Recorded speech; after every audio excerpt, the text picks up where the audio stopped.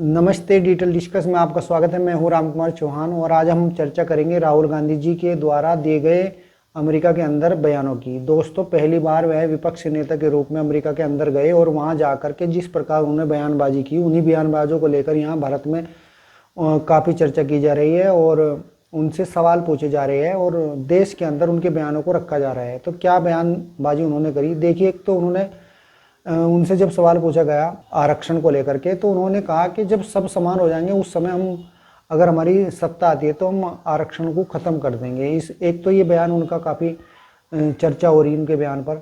और दूसरा बयान जो एक सिख व्यक्ति को लेकर के उन्होंने दिया कि आप पगड़ी और कड़ा यहाँ जिस प्रकार पहनते हो, ऐसे भारत में पहनने की स्वतंत्रता नहीं है। तो दोस्तों, क्या वाकई में भारत के अंदर किसी धार्मिक स्वतंत्रता नहीं है यहाँ पर अपनी धार्मिक मान्यताओं को मानने की, या फिर राहुल गांधी ने यह बयान जो दिया वह जानबूझकर दिया?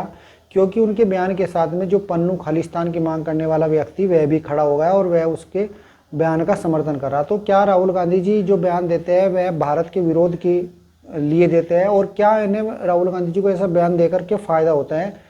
तो दोस्तों, इसी पर आज हमारी चर्चा रहेगी। तो वो क्यों की है, वो उन्हें पता लग गया कि मैं जब ये बयान देता हूँ, भारत विरोधी बयान देता हूँ, तो लोग मुझे ज़्यादा पसंद करते हैं।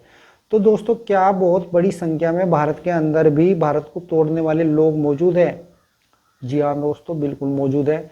क्योंकि अगर मौजूद नहीं होते तो ये 99 सीट कैसे आती? और राष्ट्रवाद को मानने वाले जितने लोग हैं उतने ही लोग भारत को खंड खंड करने वाले भी हैं।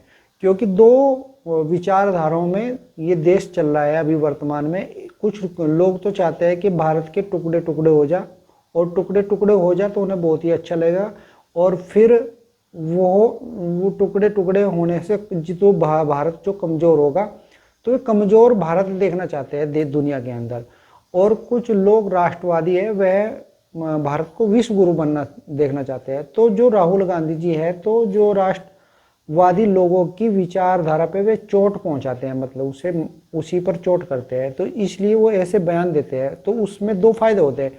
एक तो राष्ट्रवादी लोगों को चोट लगती है, उन्हें एक तरह से ऐसा लगता है जैसे गाली दे दी हो, और जो उनकी विचारधारा के लोग हैं उन्हें वो अच्छी लगती है, वे जुड़ते हैं और ज़्यादा राहुल गांधी जी का समर्थन करते हैं। तो दोस्तों, अब हमें सोचने की बात है,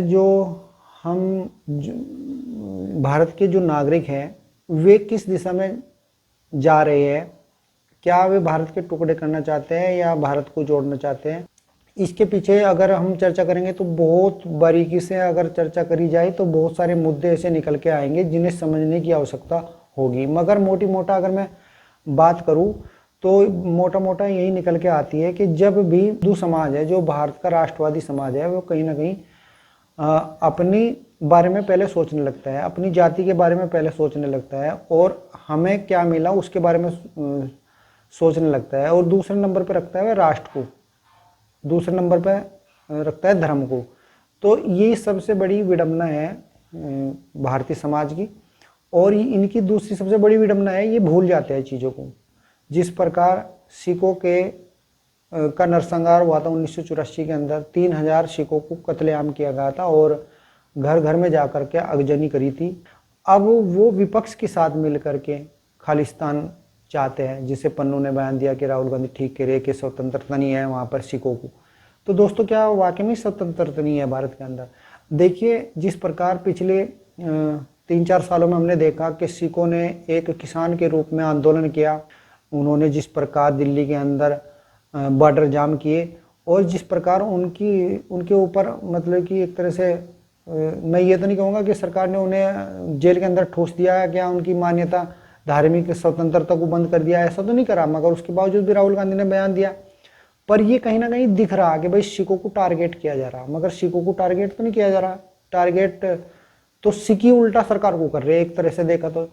मगर जिस प्रकार जो खालिस्तानी लोग हैं उन पर कार्रवाई की जा रही सरकार के द्वारा, तो कार्रवाई तो की जा रही, वो तो उस समय भी की गई थी 1984 में भी, जब इंदिरा गांधी की सरकार हुआ करती थी, और स्वर्ण मंदिर में जाके गोली चलवा दी थी उन्होंने। तो उस बात को सिख भूल गए। मगर अब जो वर्तमान में जो खालिस्तान की मांग करने वाले हैं, और जो छोटी मोटी घटना इन पर कार्रवाई, छोटी मोटी कार्रवाई को दी है वहाँ पे कनाडा के अंदर, उन्हें मार दिया, किसी ने मार दिया, तो इन बातों को लेकर के राहुल गांधी बयान दे रहे हैं उनके खालिस्तानियों के समर्थन में। तो दोस्तों ये राजनीति है। आप राजनीति से ऊपर उठ करके अपने आप को समझिए, क्या ठीक है क्या गलत है, और हमें भी अपने विचार दीजिए कि क्या सही कह रहे राहुल गांधी, क्या गलत कह रहे। और एक ऐसा माहौल बनाया जा रहा है देश के अंदर कि यहाँ पर अपनी जो स्वतंत्रता है, धार्मिक स्वतंत्रता से मानने की अभी आज़ादी खत्म हो गई है, धार्मिक स्वतंत्रता को, चाहे वो मुस्लिम समाज के द्वारा उनकी धार्मिक स्वतंत्रता हो या सिख समाज के।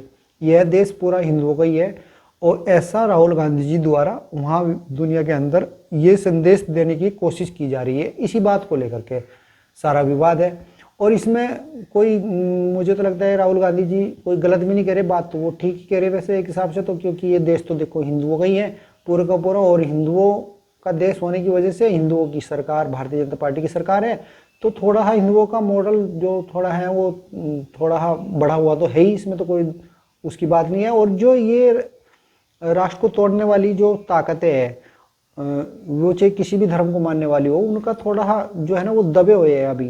अब उनमें राहुल गांधी जी अपने आप को भी समझते हैं और उन लोगों को भी समझते हैं जो उनका हर मुद्दे पर इस प्रकार साथ देते हैं। ठीक है दोस्तों, अगली वीडियो में फिर मिलेंगे। नमस्ते।